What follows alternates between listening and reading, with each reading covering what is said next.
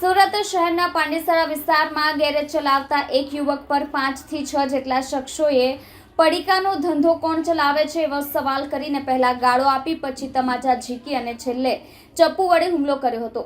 સમગ્ર ઘટના સીસીટીવી કેમેરામાં સ્પષ્ટ રીતે કેદ થઈ છે। હુમલામાં ઇજાગ્રસ્ત થયેલા ગેરેજ માલિકે પાંડેસરા પોલીસ સ્ટેશનમાં ફરિયાદ નોંધાવી હતી।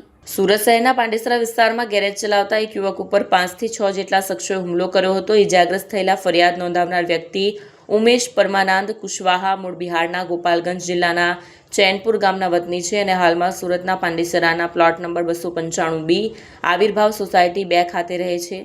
તેઓ ગેરેજ ચલાવવાનો ધંધો કરે છે। તારીખ 22 એપ્રિલ 2025ના રોજ સાંજના લગભગ 5:30 વાગ્યે ઉમેશ પોતાના ગેરેજ પર કામ કરી રહ્યા હતા ત્યારે સૂરજ ઉર્ફે દદુ માનસિંગ નામના શખ્સે 2 સાથીઓ સાથે આવી ઉગ્ર પ્રશ્ન પૂછ્યો કે પડીકાનો ધંધો કોણ ચલાવે છે। આમ પૂછીને વિવાદનું વાતાવરણ ઊભું કર્યું। પછી તેમણે ઉમેશને ગાળો આપવાનું શરૂ કર્યું અને બાદમાં તેના પર તમાચો ઝીક્યો હતો। સ્થિતિ એટલી વણસેલી કે સૂરજ ઉર્ફે દદુએ ઉમેશના જમણા પગના ઘૂંટણ નીચેના ભાગમાં ચપ્પુ વડે ઘાતક હુમલો કર્યો હતો।